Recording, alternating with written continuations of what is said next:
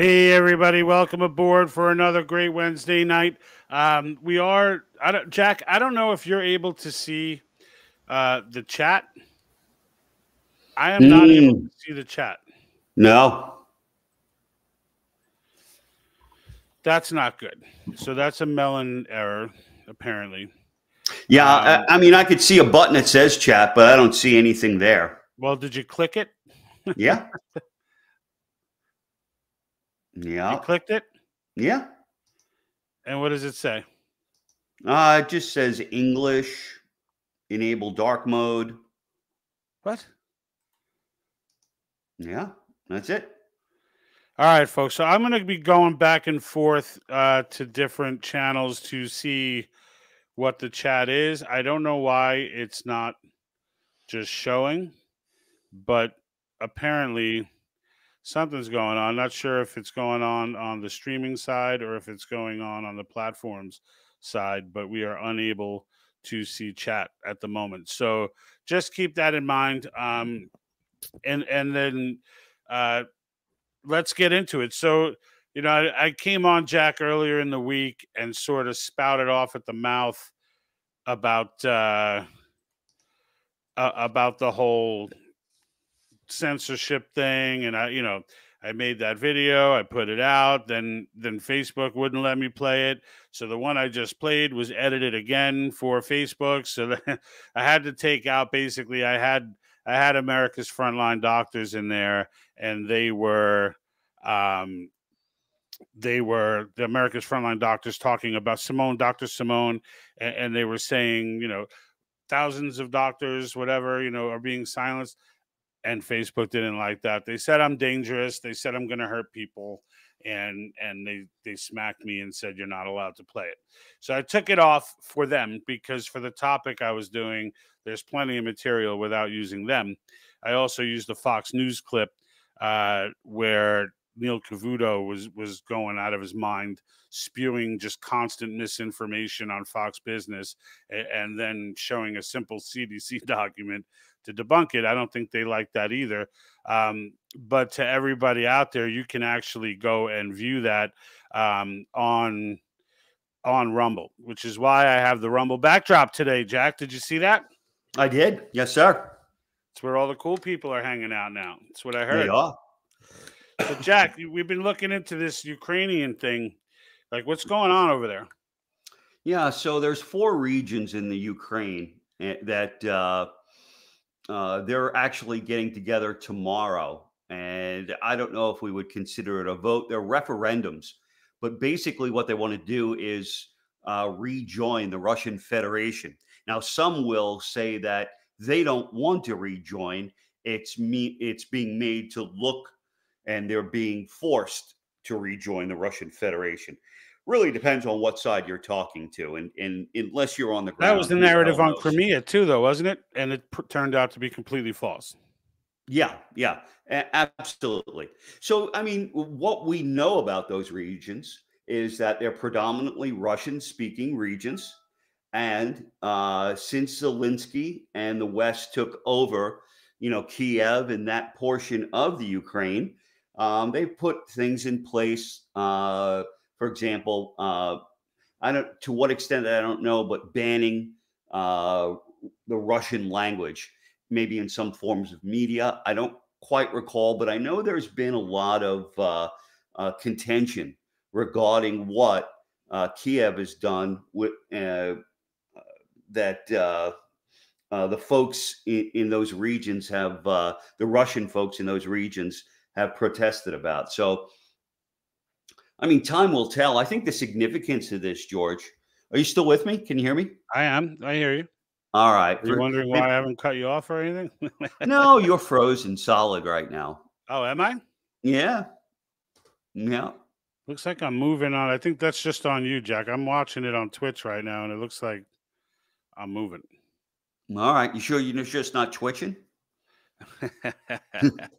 Anyway, that was a poor shot. But yeah, so one of the concerns there, Russia, of course, they have China's backing, and they're really, putting themselves in a position to combat, the folks over in Davos and their new world order. And we're looking at what I might begin to term the potential for an Asian new world order. As Russia grows in power and unites with Asia, and they bring aboard more and more of the Asian region, we're seeing that, that whole thing come together. And it's interesting because, and this is not true of China, but what I see happening in Russia, I don't know if you're aware, but over the last 10 years, they've put in about 300,000 churches, and they're going back to their Orthodox religious roots. And so, I'm not going to say, I'm on Putin's side by any stretch of the imagination, but essentially what he's saying is that the West, their morality is degrading, and what he has in place in Russia in terms of morality, their traditional religious beliefs, they want no part of that Western culture. So, and I'm sure you've heard the same thing. No, I have. And I mean, look, the initial shock with the Ukraine situation is, and when I say shock, I don't mean I'm shocked that Russia invaded Ukraine. We totally made sure that was going to happen. We did everything in our power to make sure that was going to happen, and then that happened. What was shocking to me was the sheer volume of media propaganda that came from us, and so, and that shower of fake stories that were coming out by, Western media. Italy was doing it. Germany, the US was all over it. Things like that Phantom Pilot and the Snake Island story, and all of those stories, after being debunked, there was the tank, right? The tank is the one that got me, where the tank, Russian tank runs over a civilian, like I bought into that. I was like, who's going to lie about something like, of course, stupid me.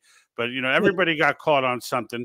I mean, I remember seeing Bongino got caught on the Snake Island story, and like all of those stories coming out and all of that fake narrative. And I'm just kind of,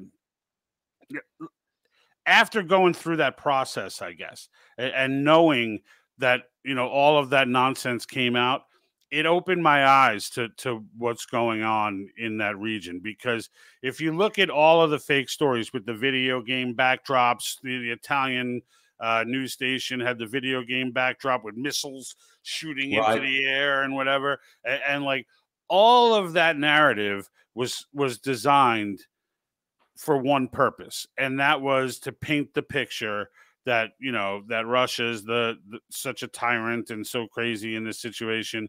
And like that was shocking to me when I first heard it, when I believed it, because I'm like, they kind of are Russian. Like Ukraine, they're not Russian, but they're Russian, right?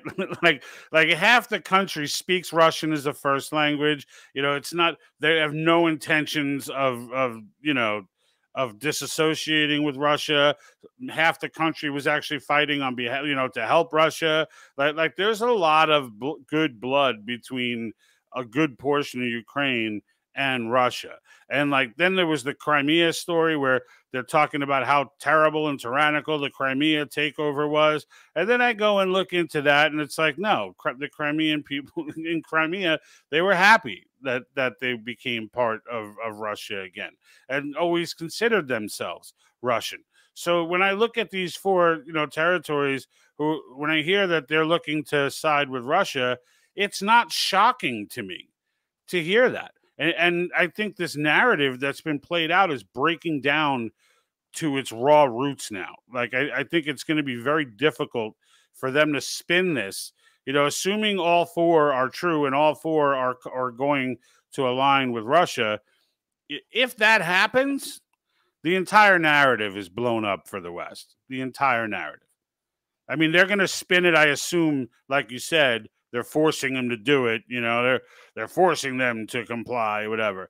But because they made that narrative for Crimea, it's not believable. Yeah, Like they've already used that narrative, and they were caught. So it's like, where are they at now? I know. I mean, I hate to say it. I sit here and I just hate to say, well, geez, our people are lying to us. And I'm starting to have this tendency to think what I'm hearing from Putin is actually more correct. And it kind of starts, I kind of tense up. That starts to bother me because it goes against. It bothers me too. But Yeah. that's the thing. There's a ton of fake crap probably coming out of Russia too. Like Right. we don't have access to their fake crap.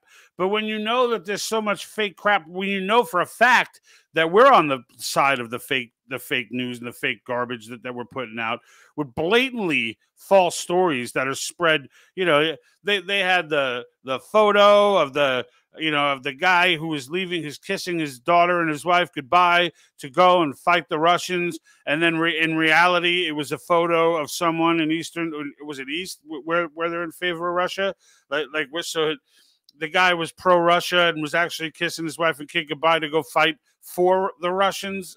and there are so many BS stories that have been propped up and propagated in this whole situation that it's like the whole world's going crazy right now. And this is what, and it's really since the day Joe Biden took over, the entire world. It's like just as Trump was leaving, someone was like dumping gasoline all over the world. And as soon as Biden got sworn in, they were like, and threw the match on. And then poof, within like weeks, Keystone shut down, gas prices shooting up, Palestinians and Israelis are at it again. Iran is talking, is talking their game again. North Korea is testing missiles, like all of a sudden, it's like instantaneous. As soon as he takes over, everybody was like, it's almost like all the bad guys in the world were like, is he gone? And they're like, yes, he's gone. All right. And everybody just went ape crap. Like that. That's literally what it was like. Yeah, I mean, and they're still afraid of him. I don't remember the name of the district attorney in New York, but she came out today and said, she's accusing him of this and that, and his whole family's involved, and they have the evidence. And they're going to bring him down. Yeah, we will see. So it's so crazy at this point. Like I'm almost. I don't know. I'll be honest with you. There's a part of me, Jack, that's kind of annoyed that like they're so bad at doing this. Like I feel like my vision of deep state was like, they could plant stuff and make it look like it's always been there, and they can do this and they can, but like they keep coming after him with these ridiculous claims and just keep losing. And they just keep coming and they keep coming and they keep coming. But it's like, there's a part of me that's just like, dude, I had a higher, I thought the deep state was bigger than that. like I thought they were better at this than they apparently are, because they cannot for the life of them, like make any of this garbage stick. Like I'm almost at the point, like, will someone just plant the gun in the drawer already? Like, will someone just do it so that we can move on? Because like this is like hilarious now. Like I feel like there's circus music playing every time I see a new Trump story come out. Trump being accused of, followed by some bizarre freaking claim, followed 6 months later by Trump released on all charges. All charges are dropped. No crime here. And it's just like, how much of this can we possibly freaking, it's going to go on until the 2024. Like there's going to be one after the other. What are we on? Like number 5 now, right? Yeah, it's not ridiculous. Counting the house raid. Yeah, it's ridiculous. I don't know. I mean, that's, Jack, I got to tell you, I don't think we're streaming to Facebook right now. No, I don't think so. I think we're having problems tonight. Yeah, there's something off with the connection, because they're like I'm seeing people, I'm going to the channels individually because I'm not getting any stats, and like nothing is coming through. Like there are people watching, but I'm not getting the stats on our end. So for some reason, it's a little wonky today, but I am monitoring the channels, folks. So I do see you out there, and thank you for watching across platforms. I want to, if you comment, I will catch it eventually, and go ahead and give you the shout out, like Barbecue on Rumble. Hello, Barbecue. I went and typed it in there for you, but how you doing, Barbecue? Thank you for watching, and I'll get across the platforms and start doing it, but. On the other note, now that the world's on fire, and we've been on fire now for some 2 years, to the point where we're like used to it, it's almost like it's become normal to just see absolute chaos, not just in the US, but in the world in general. It's become like the norm. Like, this is Right. what defines Biden's presidency. And really, I mean, honestly, in the long run, I think at some point, no matter who's writing the history books, someone's going to acknowledge that Biden was never running this show from day one. I think it's pretty obvious to everybody that he doesn't have the wits about him to do it. That's not even a political dig. I think that's just what he's exhibited, as they walk him out there, which is just sad in its own right, that they're taking this guy who's not all mentally there and just rolling him out in front of crowds, and and he walks away, reading the speeches and reading like the pauses and reading the, it's like, it's bad, Shaking the air. And look, world on fire or not, the reality of the matter is, and we say this, I know I say this all the time. It's the problems almost don't even, I'm like numb to them now. Like, I'm so dialed in on the solution at this point that I don't even friggin', it's like noise. I hear it in the background, and it's like noise. It doesn't faze me, doesn't affect me. It's like, all right, can we call this convention already? Can we just do it? Well, so speaking of going to the solution, right? Two things that I wanted to accomplish tonight, because we kind of have a bit of an open mic night, right, to bounce around. And two of the things that I wanted to go over, and they're tied together. I had a conversation with Monica Sellers today, which she's a regional vice president for Convention of States and works very closely with Mark Meckler. And for people that don't know, Mark Meckler runs the Convention of States, pretty influential guy. And so she and I spoke for, I don't know, half an hour, 40 minutes or so. And I want to share that with you. But here's something else that came out of it. And what I wanted to talk about tonight is my thought that we need to reach more and more people and get the people to understand really what's happening in this country, right? And what's happening worldwide. But let's start with the country.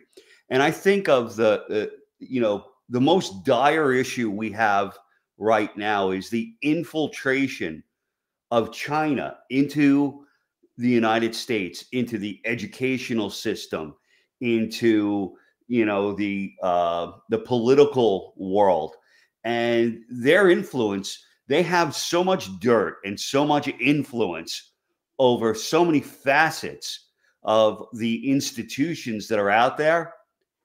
And I don't think that the average Joe really recognizes that. And unfortunately, it's not like he can continue to put out a lot of really solid information because it gets banned. And so what I wanted to bring up is on the Daily Wire, there's a series, and I wanted to encourage anybody that's willing to listen. There's a series, and it's called China, the Enemy Within. Let me look down at it. So there are 5 episodes. One of them is about tying Fauci to China. The next one's about tying Biden to China. The next one is our educational system. The next one is the NBA. And then the next one is Hollywood. Now, I watch these. They're absolutely phenomenal, but you're not going to see them online. You have to sign up for the Daily Wire to find these videos and to watch them. And what I would encourage people to do is whoever, family members, friends that just don't get what's happening. These types of videos They're very well put together, very well produced, and it would give you an opportunity to get these out in front of some people. Like I intend to send this link out to my daughter's boyfriend. And, he goes to college in California, so you can tell where his head's leading, right? But I want to send these out to him and have some deeper discussions. I think that really, for all of us to do our part, we need to start sharing more and more information that gets people to understand what's happening. Then they get unsettled, they get disturbed. And once you feel that pain, now we talk about what we can do with Article 5, because Article 5 is the solution. But you have to have people are not going to. It's like in that intro, like you first, like before anything else, you've got to get mad. Like, like before anything, you've got to get mad. It is. And if people aren't mad at this point, like if you're living in the world today and you're not pissed about something, I mean, there's so, like we said, the world is on fire right now. There's so many things across so many different issues. The education system is terrible, right? It's terrible. And while you listen to leadership, and these global leaders in the WEF and elsewhere, which WEF includes pretty much every president, prime minister, etc., you listen to these people talk about how unprepared we are, and then you stop and think about it for a second, like, oh, we're unprepared for the job market that's coming, and oh, really? That's funny, because you guys were the ones that left. You guys are talking about it 10 years late, and now you want us to follow you. Like you want us to go with your decision making when you're coming to us after you've created this problem, and now tell us about how you're going to solve it? No, right? That's where they get the big no, and it's and this is why. And you may say to yourself, well, Jack just talked about he talked about China and their roots in our education system and all of these different things. Well, how does Article 5 address that? Well, first of all, there's a few ways that it does, but I'm going to name the biggest one last. So just look at the three topics that we're talking about. We're talking about term limits for all federal officials. So when you look at the politicians that are in bed with China, it's not the young ones. Okay, it's not the ones that just won office or are serving a second or third term. It's all the people who have been in office who all of them would be termed out. Let's just say that. All of them would be termed out. All right. So that's one way that it helps. The other way that it helps, when you look at government overreach, okay? So here we've got the education system that Jack's talking about. China's got its tentacle all up in our education system. You know why? Because the education system is no longer local by anything other than illusion. It's no longer local. Every single piece of curriculum is getting pumped in from the federal government level. And why? Why is that happening? You say, oh no, my state legislators did this and that. Yeah, they did, but they did it because it got them a grant from the government and it's not that they're pocketing this money. Like they're thinking the traditional thought was, well, heck, if we can get $50 million for our education system, just for talking about this, that, and whatever, well, then let's do it. But then it didn't really come to light even to them what exactly this, that, and whatever was. And it was disguised and cryptic, like, oh, we're just talking about diversity and, it's all great. Yeah, equity. And like nobody got into the nuts and bolts and nobody followed up to find out. Meanwhile, we've got teachers who have been taught in these universities, again, heavily influenced by the CCP, who are in these universities and actually believe this madness that they teach. So through government overreach, we would shut down the Department of Education right there. Why? Because it has no authority to exist. Plain and simple. It has under the 10th Amendment, it has no authority to exist. It would be gone. All right. That's the first step. All right. The second step is now that it's gone. All right. Now states are forced to take back control. And I've heard state legislators talk about how embarrassed they are over the fact that they let things get to this place, because in their heads they thought they were doing the right thing for their state, but in reality they now realize they were not. Like, in reality, they now realize that the strings that came with all that money that they thought they brought home for their state, which they did bring home for their state, the strings attached to all that were straight poison. And they're now realizing that, as most of the country is realizing what's been going on, right? State legislatures, we've said this a million times, they're not like lifer politicians in Washington. These are average Joes. You know, we had that one episode where I kept playing that clip of the state senator. I think it was the state senator. It might have been the House, where Mark Meckler, you know, says, "Well, you guys are politicians for a living. And the guy stopped him and was like, "I'm a farmer." Right. You know, like that's what we're dealing with in our state legislature, which is good. That's what we want in there. That's the type of people we want in there. It's just, when it comes to stuff like this, you know, they're not as learned on the intricacies of foreign policy and where these ideas and motives are coming from. And they're not, you know, they are now, hopefully they've been waking up to this, but, like, you know, in the end, they haven't always been that way. It's the same way most of the American people are not that way. So that's the overreach. And then last is the fiscal restraints. So when you look at all this foreign influence that comes to us, right, fiscal restraints is a huge play in that. The entire way that the corruption in our system works, in this favor exchange between corporate, and again, this is a topic that the left and the right 100% agree on, that the relationship between corporate America and our politicians and political leaders is an unholy one, right? And the fact is, once you get rid of the 16th Amendment, and now there's no more income tax, and it's all consumption tax, there's no more leverage. The favor game is over. It's over. There's no more leverage for a politician, and many people still in their heads think it's the corporations who are dominating the politicians. That's not how it works. It's the politicians who are dominating the corporations. Okay, you want to wonder why Coke is putting out a training that says "be less white." All right, that's not Coca-Cola dominating a politician. That's the politician dominating Coca-Cola. And in reality, any penny that gets given to these politicians, they just pay them right back in full with our money. It's all a game. They're just taking our tax money and basically laundering it, is how it's working. All of that ends. All of that ends without an income tax. If everybody's just paying what they pay, if they let 10% consumption tax, whatever it may be, if we're back to tariffs again, as it was originally intended to be, right? They made that amendment because the courts kept shooting down an income tax. We had one during the Civil War, and as soon as the war ended, they got rid of it. It's been unconstitutional forever.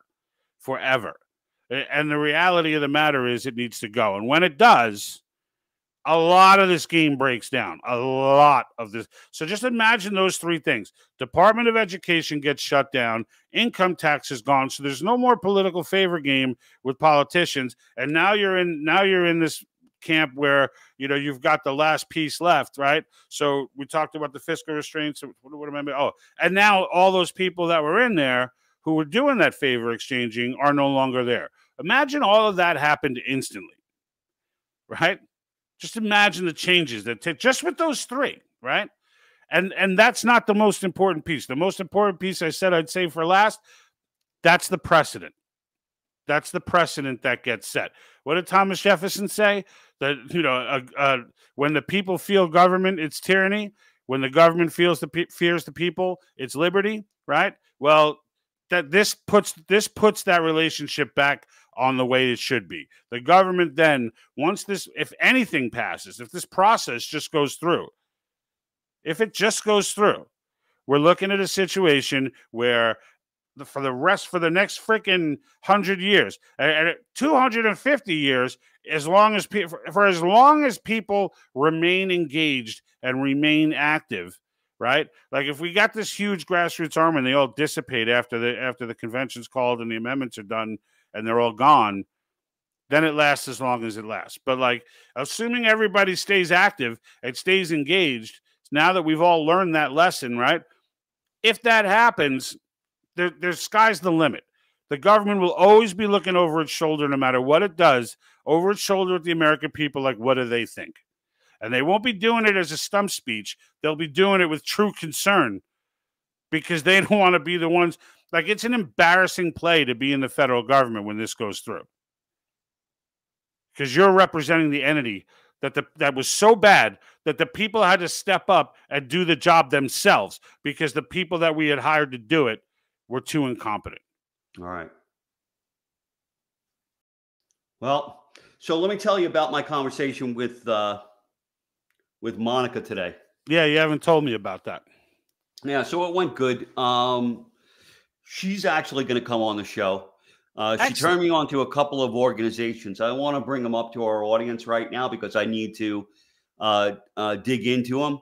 But she felt that it would be good to share these organizations, their mission, and some of the programs they have with our audience. And of course, I'll be happy to do that, but I want to learn about them first. So she's going to come on the show, but that's going to be sometime after mid-October. Okay. And then right now, their Mark Meckler's team, I gave them some date ranges, and they're working on filling him in. Perfect. And then, so he's definitely coming on. It's all approved. He's coming on the show. All the T's are crossed and I's are dotted. Yeah, it's all done. And then, other than the date, but that's happening. Monica also said something very interesting.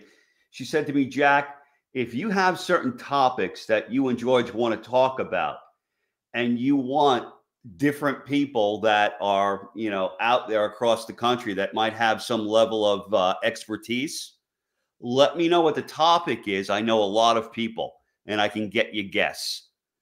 Ah, very good. Yeah, so I thought that was really cool. Thank you, Monica. Yeah, without a doubt.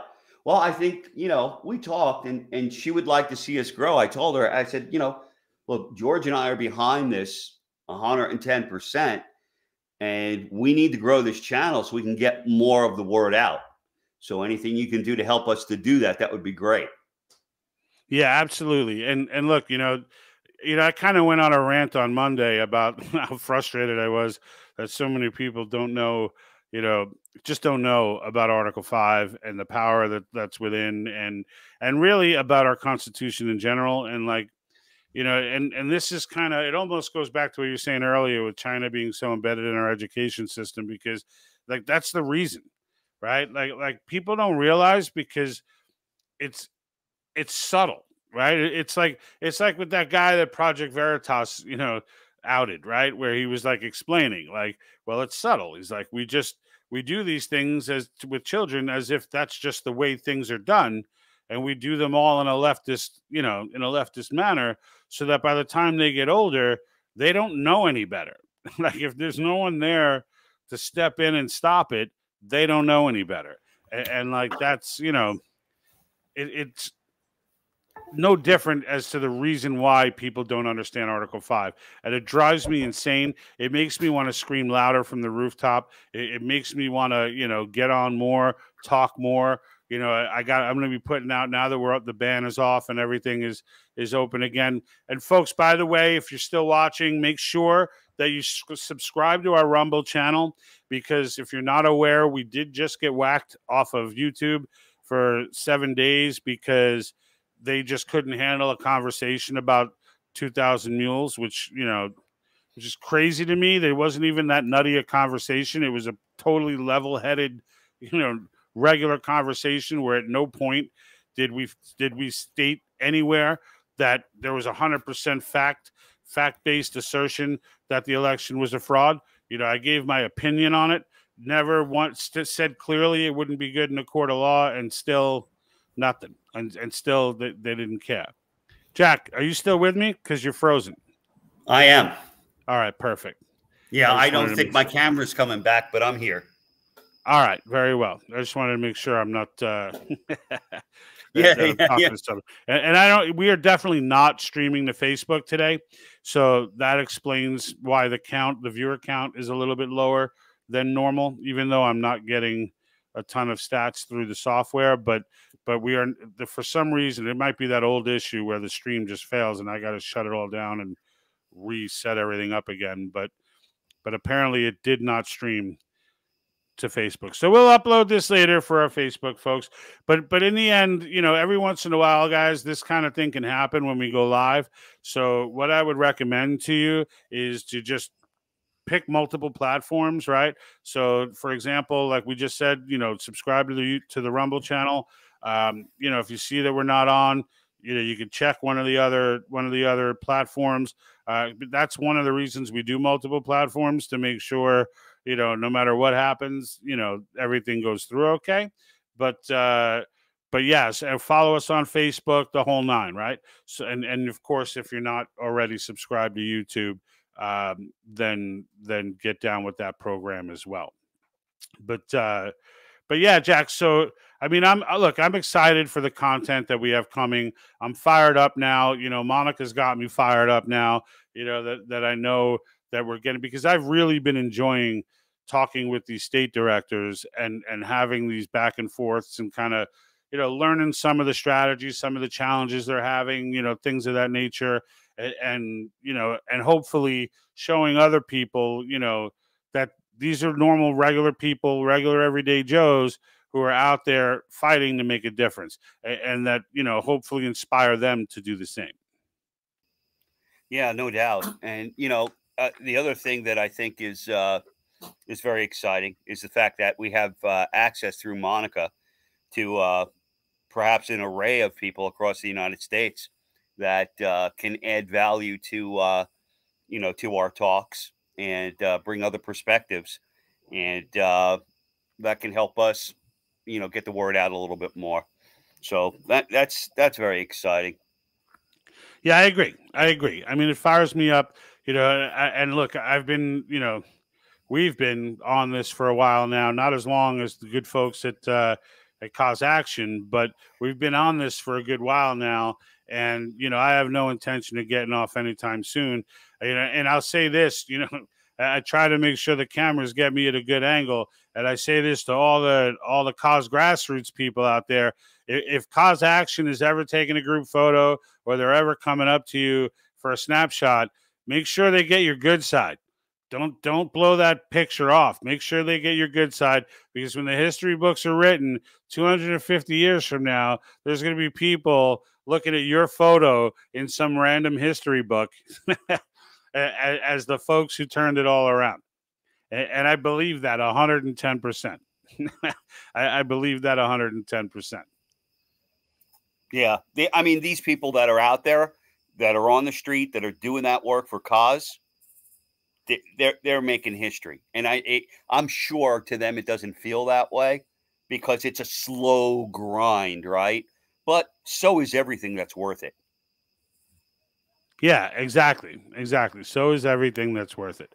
And that's, and for people that don't understand, this movement started in 2013. So this is not something that just popped up overnight, that just, flash in the pan. Oh, we hate Biden, and we started, and a movement started. This has been going on pre-Trump. This has been going like this is bigger. These solutions to these problems are bigger than anything else on the platform today. If someone doesn't think, most people don't think that these problems can be solved, because they don't understand Article 5. And that's, that's the whole point, is that these problems can be solved, and they will be solved. It's not a matter of if, it's a matter of when. 19 states on board. I don't think this year is done yet either. There's a few states out there that we still have a crack at. So, in the end, if one of those states is yours, you need to get cracking. Stop complaining and play offense. That's the way the game needs to be played. No, Jack?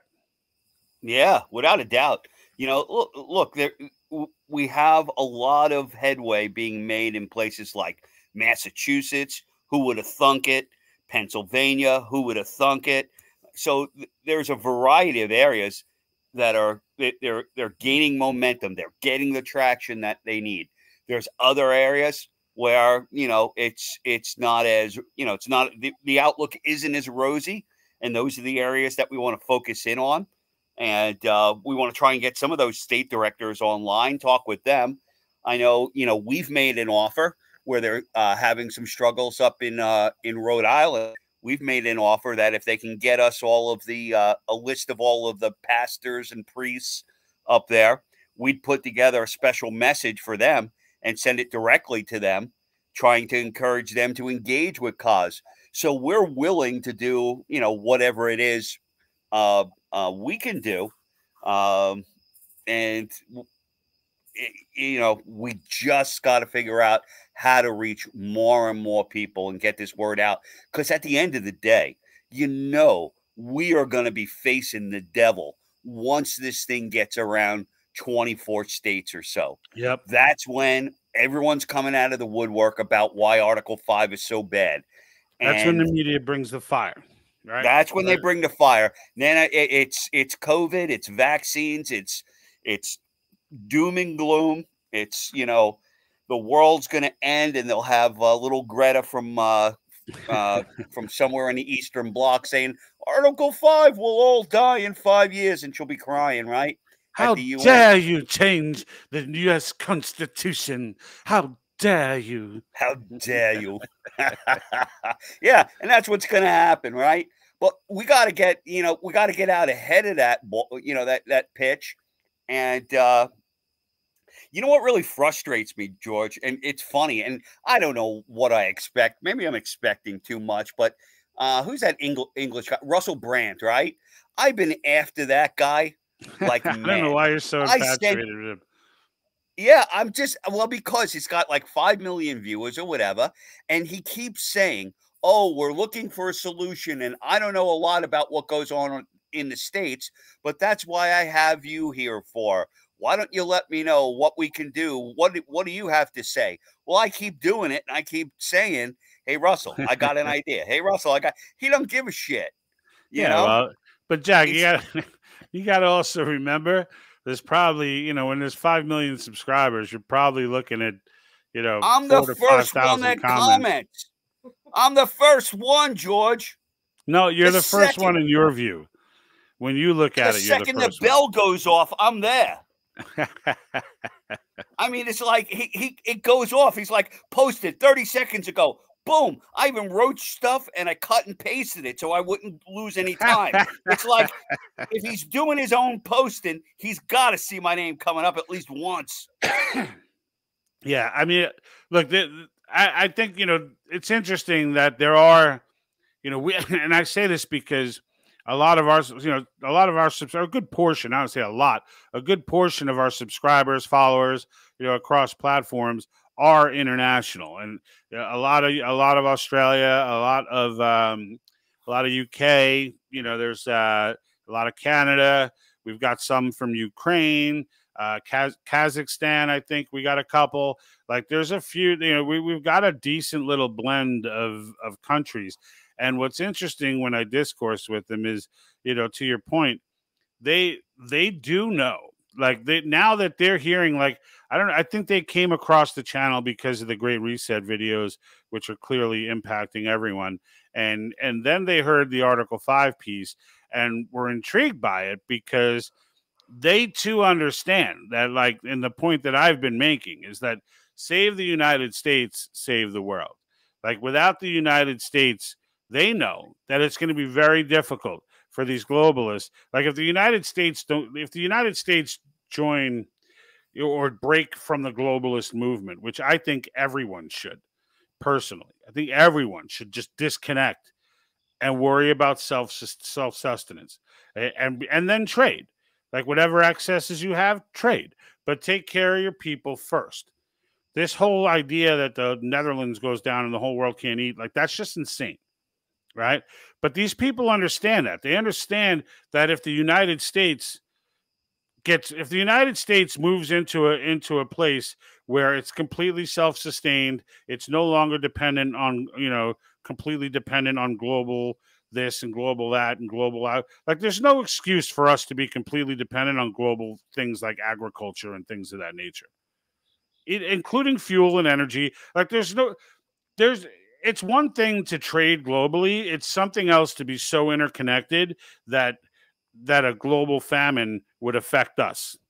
Well, not only that, I mean, when you think about it, it's ridiculous. So Europe is so dependent on Russian oil. Millions of people this winter, well, I don't know if that's an exaggeration, maybe not. Certainly hundreds of thousands of people this winter are going to die in Europe because they have no alternative in terms of fuel. There's nowhere to get the fuel from. What are they going to do to heat their homes? Oh, they're going to get solar panels. They're going to what? They're going to get solar panels. Yeah. And wind turbines. And a little guy with lighting matches. It's like I remember when Germany pulled this, I don't know, maybe a decade ago, and started going green, and they had tens of thousands of seniors dying in the wintertime.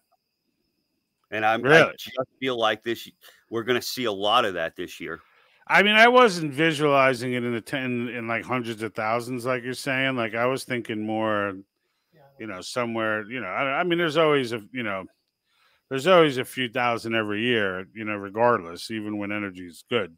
Just people get, for whatever reason. Oh yeah, they die of the flu and the cold, but look, I don't know. Maybe even my wife. It's going to be catastrophic, though, and honestly, like if people you're not even going to hear about it, but I can tell you right now, as the Netherlands farm situation gets implemented, and as Canada continues to implement its situation, it's going to be harder for them to do that nitrate nonsense here in the States. But in these dictator type states, and Canada is not a dictator type state, and neither is Netherlands technically, but they are realistically, right? When you look at the way Trudeau behaves, right, like freezing people's bank accounts and going after protesters and doing all that, those are communist moves, right? Those are tyrannical moves. So as long as they're in these types of states where they can push this stuff, as that food stops getting produced, and this is the thing, it's subtle, it takes time, but like the United States is not going to starve, because in the end we do have enough. Like, our farmers would just start, like I would like to think anyway that the nation's farmers would, would continue to produce. But then I look at Bill Gates and how much land he owns, and I'm like, how many of our farmers are even left that are, that are sizable, right? That aren't owned by some, some conglomerate that you can just take, just buy in with the CEO and you're good, and you got another, 200,000 acres of farmland that won't produce. So, but in either case, countries like in Africa that are food impoverished now, there are places in the Middle East that are this way. Like, those nations are really going to suffer. Yeah. Like, those nations are going to be suffering in a way that's going to be and you know what? Like, I'm not the first person that tells me they got a solution to solve that problem is getting choked. Because the fact of the matter is, anybody with a solution to solve that problem was involved in creating it in the first place. Because there's a problem that did not need to happen, and really doesn't need to be the case. Even without this craziness from WEF, it doesn't need to be the case. But it's this globalist policy, this interconnected everything, that it literally causes every single problem that we have in the world today. Everything traces back to that. Everything, and this, this movement, and what's going on in the United States, and as we start to take the country back, and we start to defang the federal government, and we start to bring it back to the states, this game is going to change tremendously, and we're all going to be better off for it, including the world. The whole world is going to be better off for the fact that the United States finally got it together and had a Giuliani moment, as I call them. Right. Right. All right, Jack. So we're approaching the hour. Honestly, I'm a little frustrated by the tech right now because I'm not seeing any comments. I'm not able to do I don't have half the data that I normally have going on here, so I have no real pulse as to what's going on, out in viewerland, and it drives me nuts to produce that way. So, and we're not on Facebook anyway, so like, with that alone is kind of tweaking me. So, I mean, I think, look, we had an open mic tonight, kind of, just world's gone mad sort of thing, and we'll pick this up again. But you got anything you want to throw in before we jump off? No, I'm good. I'm good. We could go on. We'll probably go on offline. Yeah, we probably will. But at least then I can have a beer, yeah, chill out in the patio. All right, folks. Thank you for joining. Sorry we couldn't put any comments up today. Not sure what's going on. It's wigging out on us, and it's not the system's just not playing nice. But until next week, we will be back. Do we have anybody booked next week, Jack? I'm leaving it open for right now until I hear from Mark. Okay. All right. So I don't think he's going to be that quick, but we'll see. All right. He's probably going to be like a month out, 3 weeks out, something like that. But all right. So anyway, we'll go ahead and hunt someone down to bring on next week, likely one of our cause folks. Until then, folks, thanks for watching. Don't forget to subscribe. Make sure you subscribe to Rumble. That's our backup plan, right? In case we get whacked again, in case we disappear or you don't see another video.